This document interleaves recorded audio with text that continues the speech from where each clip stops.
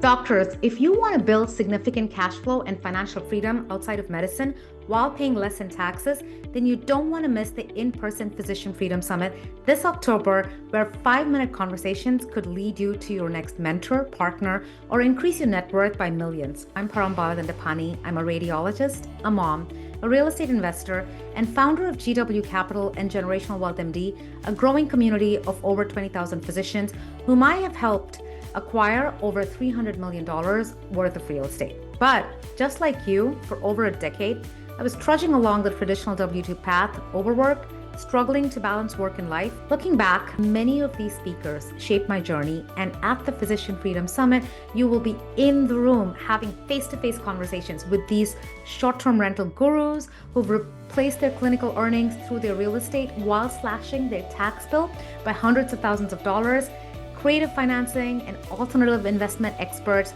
who became financially free in their 30s and 40s and together manage over $1 billion in assets.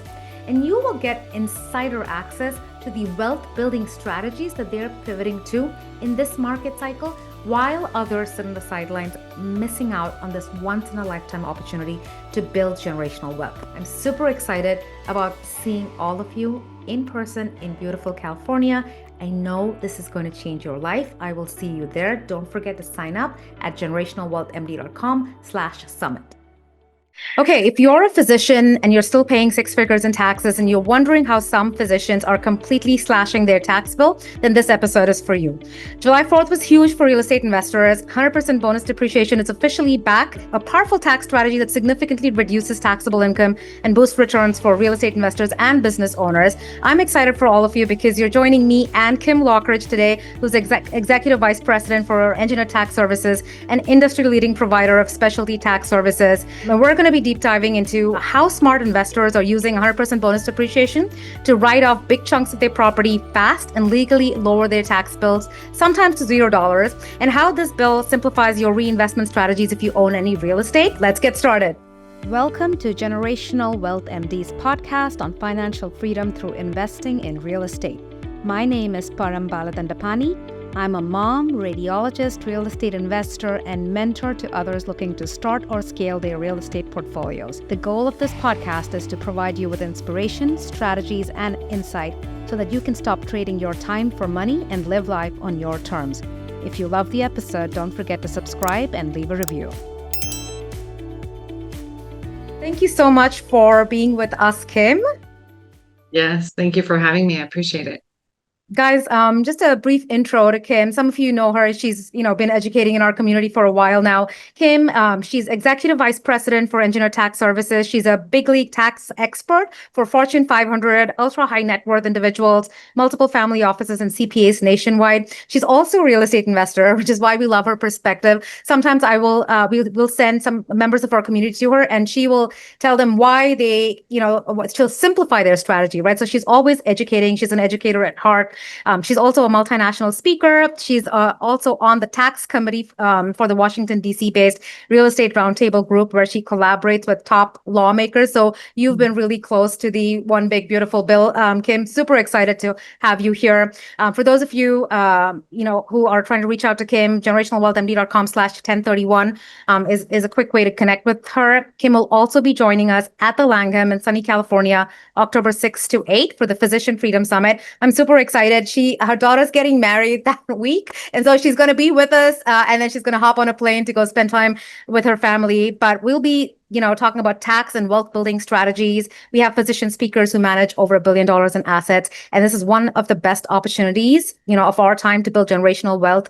I know that for those of you who are joining us, 5-minute conversations will change your life. And so if you haven't signed up, go to generationalwealthmd.com/summit in lowercase and sign up. But with that behind us, Kim, I'm sure both of us are super excited because 100% bonus depreciation is back retroactively from January 19, 2025. And real estate income, we talk about this in the community a lot. The cash flow is typically tax free, but in 2017, when the Tax Cut and Jobs Act came into play and 100% bonus depreciation, was introduced, some real estate investors were actually able to reduce the taxable income to $0, and others were sheltering six figures in passive income from taxes. It started phasing out, and now it's back, and this is a powerful legal way to reduce taxes. But Kim, if you can do me a favor and take it back to the basics, right? Because for a lot of people listening, they're sometimes new to real estate investing, or they've been investing for decades, but they've really not tapped into any of these powerful strategies. So let's take it back to the basics. If you can just explain to everyone listening how real estate investors are actually, how real estate is so tax efficient and how investors are actually reducing their tax burden. And we can start there. Yeah, thank you so much. And it is a conversation that if you're not familiar with cost segregation in general, it kind of will have to build as a foundation, right? Yeah. Real estate is one of the most powerful investments that you can have. And I think the statistic is 90% of all millionaires own real estate, right? So think about that for a minute. No matter what they do or what business they own, they have a leg of their stool of their wealth as real estate, and it is very powerful. So typically, we would depreciate that asset over the long period of time, say 39 or 27 and a half years, depending on commercial or residential. And so what happens is, nothing in that building is going to last that long, right? So we look to what are we going to do to kind of shorten the life of some of those assets? And it really was our pioneers back in the 1940s that pushed back on government, pushed back on the IRS and said, I don't think we should be depreciating. We want to depreciate that over a shorter period of time. So they started doing it and ended up in court, tax court, against the IRS, and they won. And so these bold pioneers in real estate paved the way for all of us today. And that's kind of how cost segregation was born. So now we have thousands of assets that are able to be depreciated over a shorter bucket of time rather than just this 39 to 27 and a half year bucket. So as a result of that, we've had, reclassification, which is cost segregation. And cost segregation, again, has been around since the 1940s. This isn't new. This didn't come around. Bonus depreciation didn't create cost segregation. Okay. The opposite was true. So cost segregation started. So we started carving out assets into different buckets. And so you are required by the IRS to do an engineer-based study. Somebody needs to come out to the building and identify the mechanical, the electrical, the plumbing, the structural, the fixtures, the flooring, all those good things.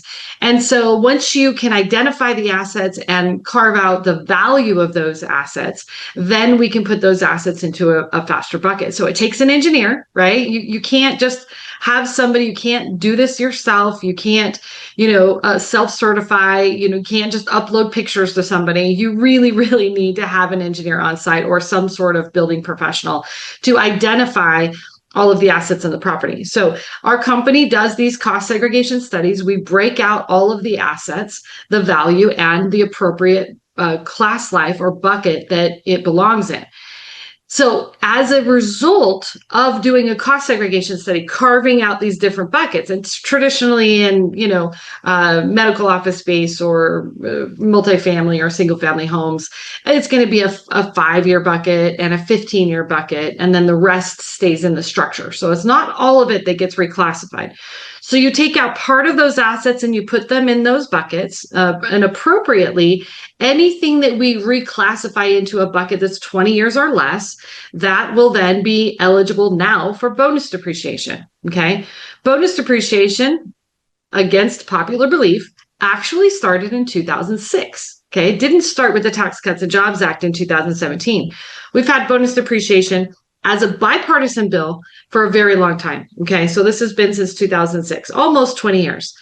And so in 2017, we had the Tax Cuts and Jobs Act. Now let's talk about bonus depreciation, because this is a really important factor as far as building our foundation to the knowledge. We have the cost segregation where we break out the buckets. As a result of the cost segregation study, the bonus depreciation applies to those shorter term buckets, 20 years or less. So the 5-year bucket, the 15-year bucket qualify for the bonus. So the bonus depreciation is a result of doing a cost segregation study when you have a purchase or, improvements or things like that. The bonus depreciation kicks in, and essentially, depending upon the percentage or of that, it'll say, you don't have to depreciate it over 5 years or 15 years, as said in the bucket. You actually get to take bonus. You get to take more of the depreciation up front. It's not extra. It's the same amount of depreciation. You're just getting it shifted into year one. So when somebody says it's 100% bonus depreciation, that means that 100% of that bucket that was carved out will go into a 1-year write-off, and you get to expense it. Okay, so that's the exciting part about this, is that when you're in real estate, you use those deductions to offset your income if you are a real estate professional. Okay, so hopefully that kind of lays the groundwork for our conversation and our future questions. Yeah, no, I love that. And, you also have a very historical perspective, which I think is very important for people to understand. So love that. So now, Kim, what we talked about is, with 100% bonus depreciation, you're able to kind of front load a lot of the losses that you can take for the buckets where you're allowed to accelerate that depreciation. Give us an example, Kim. I want to talk about two things. You brought up two things. You talked about real estate professional status, and then the other one is the short-term rental strategy, where short-term rental owners, these are two. Most people can only use these losses against something in their passive bucket, which against all other forms of passive income, right? And we have a lot of physicians who have passive income from business entities that they're passive in, right? Sometimes they have short-term rentals where they have passive income coming in because they, aren't materially participating in that year. So you can use these supercharged losses against any passive income, right? And that applies to a lot of people. But let's talk a little bit about if you can just to help people understand, if you can give an example for maybe a $500,000 building or $1 million property and say what, approximately what is the range that people are looking at in terms of losses. And then if we can maybe touch upon how sometimes people are able to shift these losses from passive into active and how they're supercharging their strategy that way. Okay, so there's a lot to unpack there. So I think let's start with the real estate professional. So you're absolutely right. If you start investing in real estate and you're a physician, for instance, like a lot of your community, then that is going to be on a passive side. Okay, so think of your tax return as two different sides. Okay, this sometimes the visualization helps a lot to make sure and have this stick. So you have two different sides of your tax return. On the right-hand side, you have your ordinary income, your W-2 income, right? You get to take your house, interest, your primary residence, your, tax, those deductions, 401k contributions, those types of things are all active, and that gets reduced your income, and that's how you have the write-offs in the itemization. On the other side, you have passive. Okay, and imagine down the middle of the sheet, you have the left side and the right side, or right side on the ordinary and left side of the passive. So there's a line down the middle. Okay, and it's like a wall. Okay, so consider it a wall, and a lot of people don't know this, and so I want to educate because not everyone's in tax, right? So there's this wall between passive and active or ordinary. Okay, so your ordinary, as mentioned, W-2 and those deductions, you pretty much all are aware. On the passive side, anything that is passive activity, like these properties that you buy that you're passively involved in, or even syndications, those are going to sit on the passive side. So those are essentially, if you have income over here and then you have losses, those have to stay together. The income and losses stay together over there. The income and losses stay together over here, right? And then you are, the right and the left side, and then you have that line and that wall. So the way that you can jump the line, okay, now what we talked about is that if you have a passive activity and you do a cost segregation study, you take all these losses, right? You get to take all the accelerated depreciation, but they're kind of trapped over here on the passive side. So in order for your losses of the real estate to offset your ordinary income, you have to somehow get that activity to your ordinary side. Okay. And then if you have all these losses on the ordinary side, now all of those deductions get to offset your ordinary income. Okay. So What the ways that you can, jump the line, right? Or jump the wall.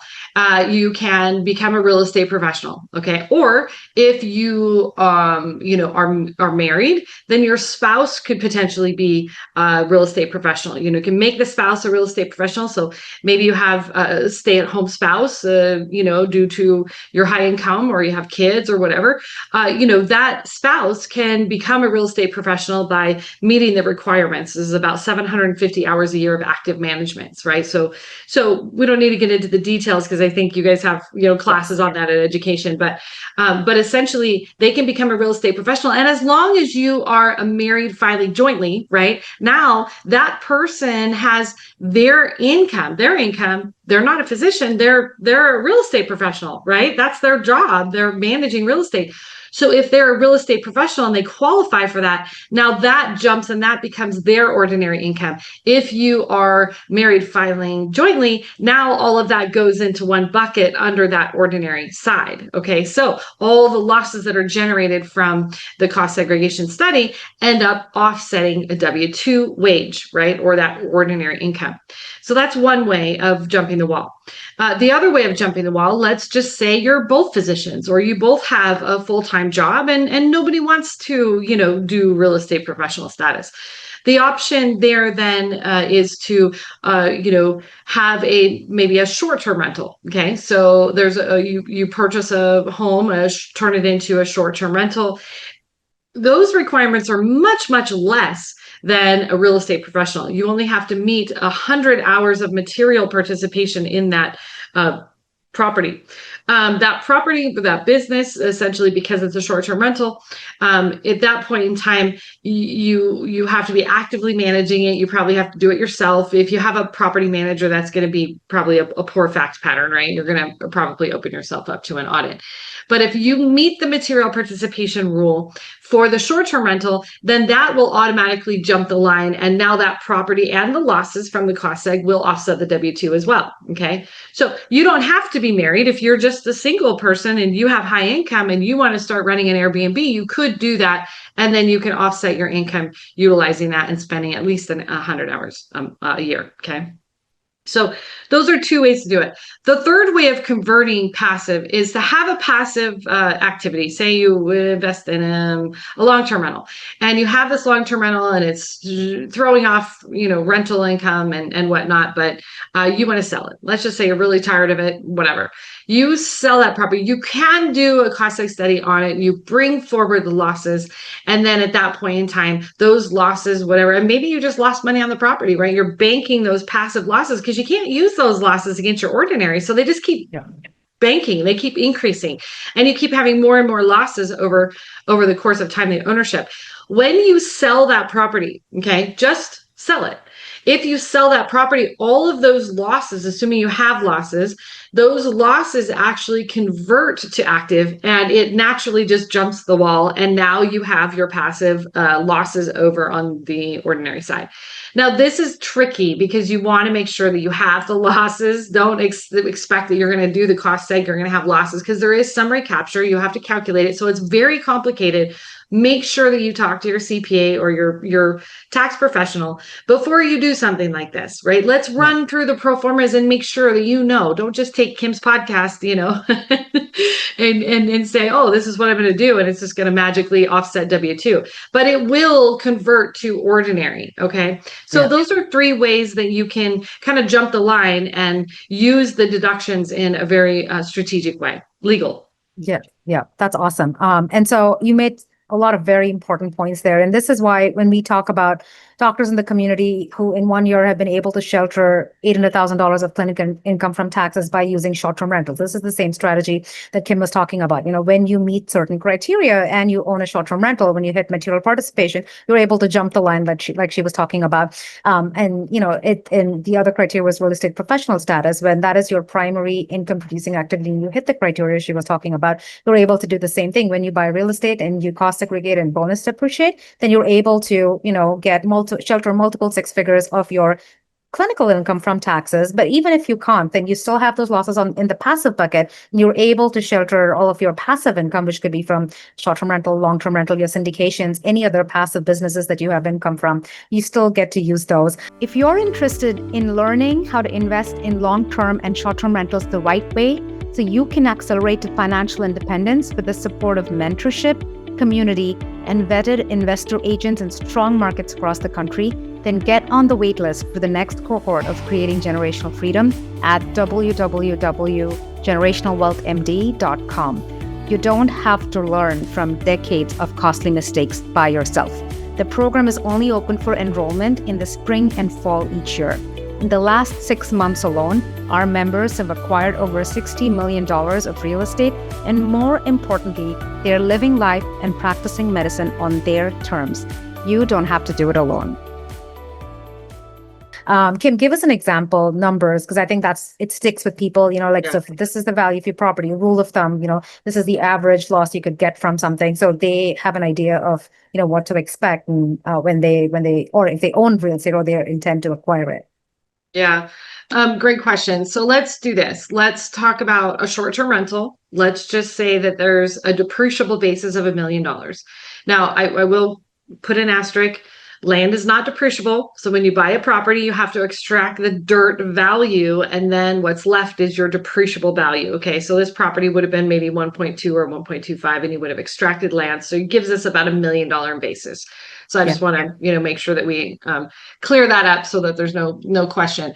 So typically what would happen on a short-term rental, let's assume you have material participation, and there is a strategy out there where you start a short-term rental, right? And you take the deductions in the first year because it takes so long to get it up and furnished and decorated, and all that time is well more than 100 hours. And chances are you're not going to have anyone else working on that property other than you, maybe a contractor, but you're going to have the most hours. And you set it up in the 1 year, take all those deductions, which are very beneficial. And then the next year, just turn it over to a property management company because you're getting the majority of the tax benefits in that first year anyway. So think of it that way. Think outside the box as to how you could potentially do this. A lot of people are like, I don't want to run an Airbnb, well, set it up, take that time and then convert it, in that year that you have it. As long as you've done that, then you can use that in your active bucket.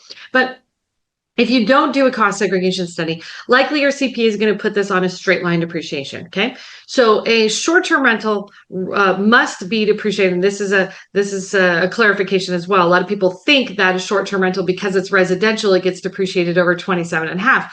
But actually, the IRS views a short-term rental as a transient property like a hotel, and therefore they require that short-term rental to be depreciated over 39 years. Okay, so you take $1 million in basis, depreciable basis, and you depreciate that over 39 years. You are taking about $25,000 a year in depreciation, and that $25,000 will offset your income. Now, on $1 million property, your income is going to be a lot more than $25,000, I hope, right? Yeah. Let's make sure you're penciling. If you're running it correctly. Yeah. Let's make sure. So it's going to offset some of it, but not all of it, right? So you're still going to pay tax. So that's great. You get the straight line depreciation, but if you do a cost segregation study, and especially now where we have the 100% bonus depreciation back, what this means is typically on a short-term rental, we're going to carve out, about 20% in a 5-year bucket, and maybe 10% of that in a 15-year bucket. Okay, so you have your 5 and 15-year buckets. And remember, anything under 20 years is what you qualify for bonus. So 5 and 15-year assets qualify for bonus depreciation.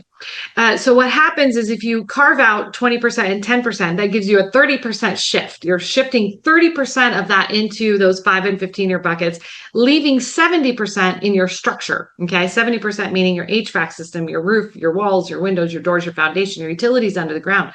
All of that gets trapped in that 70% of the 39-year property. So the 5 and 15 years, let's say you take 30%, that's $300,000. Okay, so 30% of $1 million is $300,000. Now, remember, when we did our straight line calculation, you were getting about $25,000. It's actually $25,641 that you get in depreciation every single year. Well, when you do a cost seg study and you get the bonus depreciation, that number first year deduction, instead of 25,641, you now have 300,000 of depreciation. So now you're offsetting in the first year, you're offsetting $300,000 worth of that income. Now, if you qualify as the material participator in the short-term rental, okay, that $300,000 will offset your W-2 income in that year that you set that up. Now, let's hypothetically say that you didn't get let's hypothetically say that you only had this for a couple months and you were setting it up, during the last few months of the year, and then you put it in service. You don't have a lot of income from the rental, so that 300,000 is just going to offset. And then, what we had talked about was you starting that, that short-term rental, taking that $300,000 worth of deductions and offsets your ordinary income. Then the next year, say you don't want to run the Airbnb, so turn it over to a property manager. So from there, you actually still have depreciation. You still have about $700,000 in that long-term asset that's going to be depreciated over 39 years. So you're still going to get about $18,000 worth of depreciation in future years until you don't own that property anymore. So a lot of people think that if you're taking your bonus depreciation up front, you're taking all your deductions and you're not going to have any more deductions going forward. That's a myth. That's simply not true. So if you really think about it, listen to the numbers again. If you don't do a cost segregation study, you get about $25,600 deductions a year. If you do the cost seg study, you get $300,000 up front, and then every year after that, you get about $18,000. Yeah.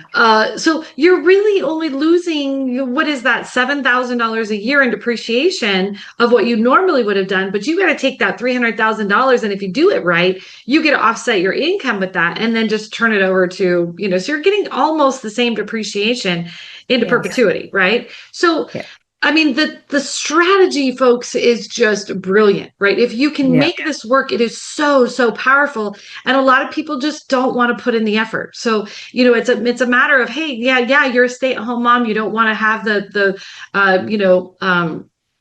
burden of running an Airbnb. There are other options, right? Like what we just talked about. So that could, even just a part-time, somebody's working part-time, like, hey, getting out of the house, that's great. But give them something to do on this side of it, which, builds some pride. But you literally just dropped, if you take a deduction of $300,000 and you're at the highest tax bracket, say 37% federally, that was about $111,000 worth of income back to your family. Yeah. That's way more than any part-time job you'd be working. And that's post-tax income, because they'd probably have to make about $200K to even get that, in terms after taxes, right?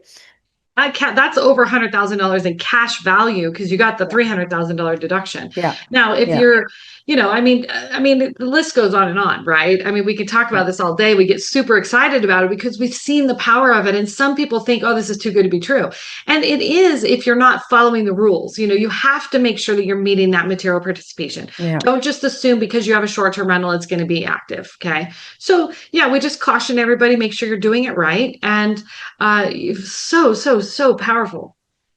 Yeah, absolutely. And, like you said, Kim, if we didn't have 100% bonus depreciation coming back, we'd be under 150K in losses for that property, which is why all of us are psyched, because now we get to go back to 100% bonus depreciation and get that huge loss, which we can, if with the right strategies, use against W-2 or earned income, which is why if you haven't signed up for the summit, show up. This is all the stuff we're going to be talking about. We're going to talk about short-term rental strategy, real estate professional strategy status, and how so many physicians are using it. A lot of them are going to be at the summit. So it's a great time. So that's generationalwealthmd.com/summit, sign up. But also we have members within the community who invest in short-term rentals and syndications. And year two, when your short-term rental is on the passive side, if you aren't hitting material participation and that income is passive income and you invest in syndications, your passive losses on that side could also offset your STR income if it is passive, right? So a lot of strategy. This actually 100% bonus depreciation opens up us up to strategizing more around taxes, which is super exciting. I have two other ways to go with this. Kim, talk to us, because a lot of people in our community invest passively in real estate and syndications with GW Capital. And so, if you can just hit upon how this affects, say, someone who is a passive investor, who is a limited partner in syndications, how do they benefit from 100% bonus depreciation coming back? Yeah. I think that, I mean, it's definitely a little bit harder, right? But think about it this way. So, GW Capital is buying the property, they're doing the caustic study, so it's going to throw off losses, right? Regardless. So those losses flow through to all the investors in their K1.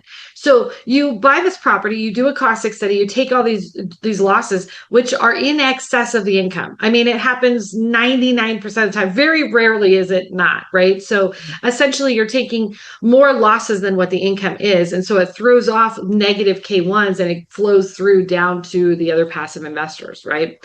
And if they're passive, they're truly passive, then that passive loss actually offsets other passive investments or passive income. So remember, as that syndication comes through, now you get the K1 as a passive investor, okay? And it goes to your passive side. You can group those passive losses against some other passive activity or passive income that you have. Let's say you do this short-term rental and you have some passive real estate on your own and you're managing it, whatever, but you're not a real estate professional and it's all passive.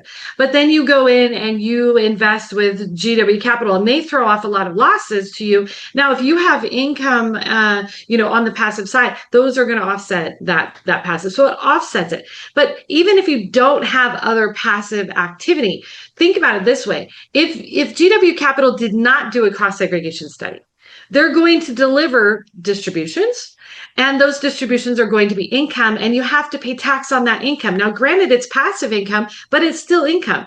So what's happening when GW Capital or any syndicator does a cost study, they're preventing you. So you're getting checks in the mail from the distributions, but on your taxes, you have losses. And so you're not having to pay tax on that income that you generated through that passive income. So it benefits everybody. It just benefits them differently, right? If you're a passive investor, it still benefits you because you're not paying tax on the income and that, so you put the capital in and you get these losses and then you essentially get to keep those. And that just pockets that, the profitability in back to you. So, it's all's not lost just because you're a passive investor. And I hear that all the time. I hear it from CPAs, like they're a passive, they just have passive losses and they can't use them. I'm like, yeah, but think forward. Think about outside the box. Think about bundling it with other passive activity. Think about, like grouping election. Think about when they sell the property. Think about all of these other things rather than just staying so stuck with your blinders that, oh, this is passive activity, we can't use it. How could we use it? Maybe you have a business that you invested in that's going to have a liquidity event, right, at some point. Yeah. On your passive side, and you plan for that, right? Like, I know this company is going to be sold and I'm going to have this big gain. So what can we do to help offset some of those losses? It's very strategic, and very necessary, to be honest with you. Absolutely. And there are so many physicians who have ownership interest in, endoscopy centers or dialysis centers, and they're passive in it. So they're receiving that income as passive income. And like you said, when they exit the business, that those are all going to stay in the passive bucket. So this helps with all of that. And that's why being part of these conversations, understanding this and taking these questions to your tax professional are super important. Kim, you also mentioned medical office buildings. And so I know there are a lot of physicians who also own their own practices and then they own the real estate separately. And, let's talk about how bonus depreciation helps them. This is probably, for doctors, this is probably my favorite strategy, to be honest with you. Physicians are extremely busy, right? You guys work long hours. It's very taxing. There's oftentimes a lot of debt that comes with, that degree. But, like having a practice, okay? And this goes with any business owner, right? So if you own a business and you're a physician, you own a business and that business needs a brick and mortar location. You buy an office building, right? You buy an office building, it doesn't have to be medical office. You could just have maybe a couple of different floors and you operate out of one floor and then you have a tenant in the other, right? But the bigger you go, the better it is for you. And here's why. So essentially, when you are a business owner, okay, and you are operating a business and you have to be actively participating in that business. So you're going to work every day in that office, right? And you're there and you buy the building. Okay, now structurally wise, you have your business entity, and technically speaking, if you're doing it correctly and if you have good counsel, you will buy the building in a separate LLC. You do not want those intermingled, okay, for liability purposes. And so you separate those. So what happens is you have your business entity, and that flows through to you personally, right? Whether it's an S corp, a C corp, or however it flows through to you personally. And then you buy your building, your real estate, and this business operates as a tenant in your building. Okay, so you are renting the space from yourself. That is considered self-rental. There are special self-rental rules. If you are materially participating in your business day to day, you then have this building that is now active. So you buy the real estate, you're operating in that building. It is a self-rental. With the self-rental rules, you then turn around and do a cost seg study, and because it's ordinary, it offsets all of your income from your business and any other ordinary income in your household. This is for physicians or business owners who can't meet material participation. They don't want to run a short-term rental. They're professionals who need a building to operate in. Maybe you're going to work, you're leasing that building. Oh my gosh, like really think about buying your own building. And even if you have other tenants, those tenants in that building are going to pay you rent. So it's not all the whole burden is not on your business for paying that. You can have, and that still counts, the entire building. So that's why I'm saying the bigger the better. If you have 4 tenants or 10 tenants, right? Or maybe you are involved in this with a couple partners or something, right? So that is a very, very powerful strategy. As it's one that I left out when I was talking about ways to convert, ordinary and using the cost seg, but a self rental is very, very powerful. Yeah, that's awesome. And you did kind of mention it in passing. You talked about medical office buildings. So I was like, this is something that it's because a lot of physicians have their own practices, and they may not have short-term rentals, but this is a strategy that I see. If they're not grouping it correctly in the year that they acquire the property, then that's a lost opportunity. So I'm glad we touched upon it. There's so much more we can talk about, Kim, and in the interest of time, I want to wrap this up, but ask one last question, which I think is super important, and that is about the exit plans, right? And so with 100% bonus depreciation, it kind of affects how we exit properties and what happens on the back end. But oftentimes people will say, hey, I'm okay with depreciating, but what about recapture on the back end? And I have to pay it back. So is it really worth it? That's a question we get. So let's talk a little bit about exit strategies, and you are a 1031 specialist, but what happens on the back end? How are real estate investors really able to kick the tax can down the road and sometimes even eliminate it, right? And how does the 100% bonus depreciation kind of assist with that? Yeah, great question. So when you're passive on the passive side and you exit a deal, okay, so let's say you have a long-term rental. It's on the passive side of your tax return.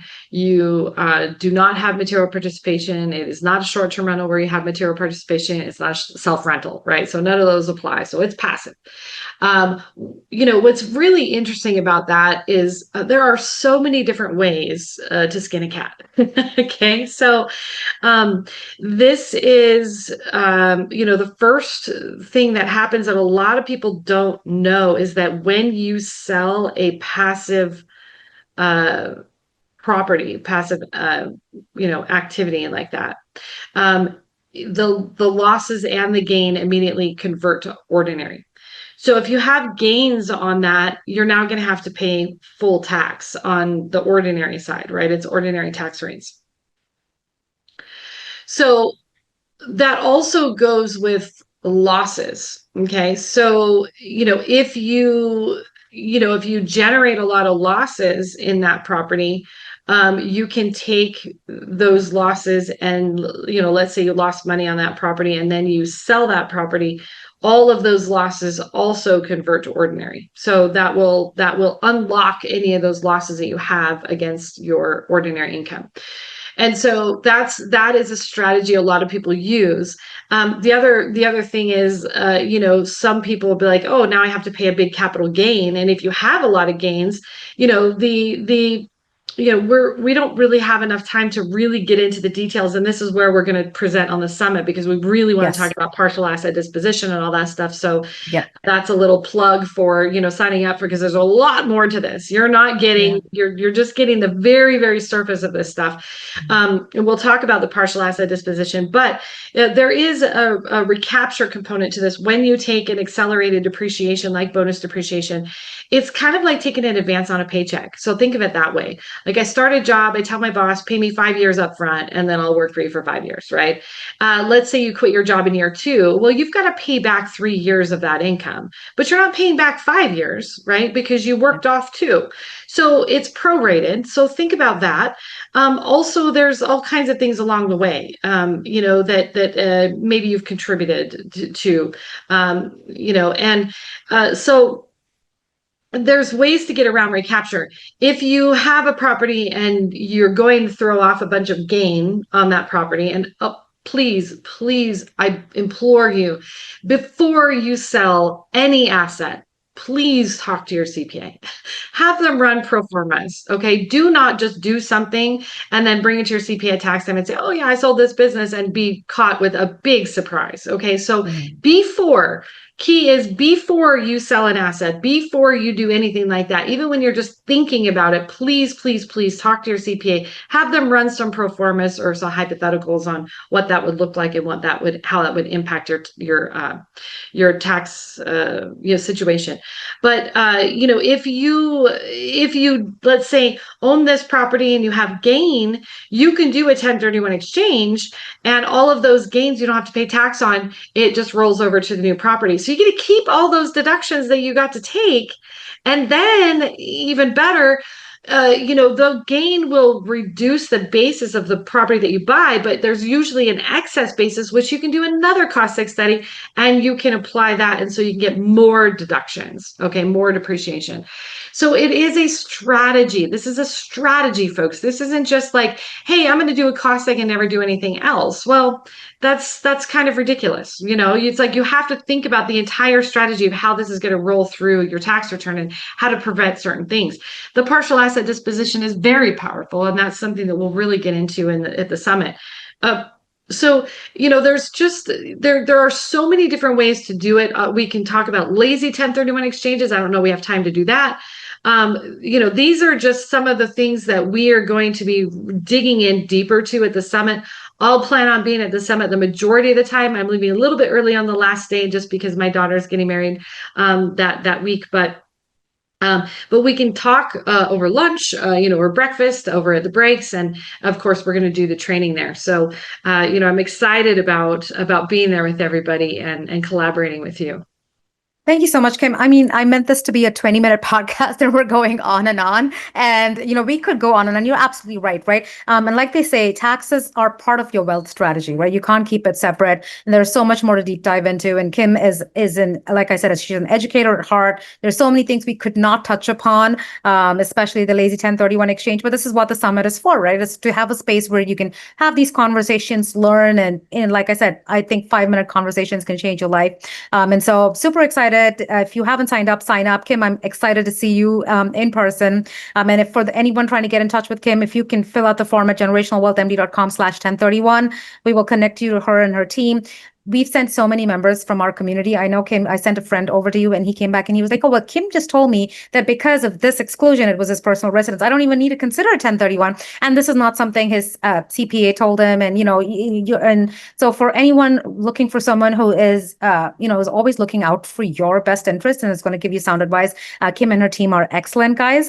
Thank you again for doing this, Kim. No problem. Thanks again for the invite, and I look forward to seeing you soon. I'm Kim Lochridge from Engineer Tax Services. I'm the Executive Vice President of a specialty tax firm, and I am so excited to be able to be a part of the Generational Wealth MD Summit that's coming up in October. I have been working with this group of people for several years now, and I'm looking forward to meeting everybody in person. But I'm going to be presenting at the summit. We're going to be talking about some really, really interesting real estate strategies that you all can utilize in one way or another, whether it's active or passive.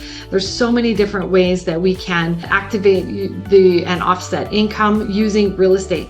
Real estate is one of the most powerful investments. It's the only investment, one of the only investments that you can invest and you get to deduct 100% of that over time, right? And what we want to do is shorten the time that you can deduct those depreciations or the asset income.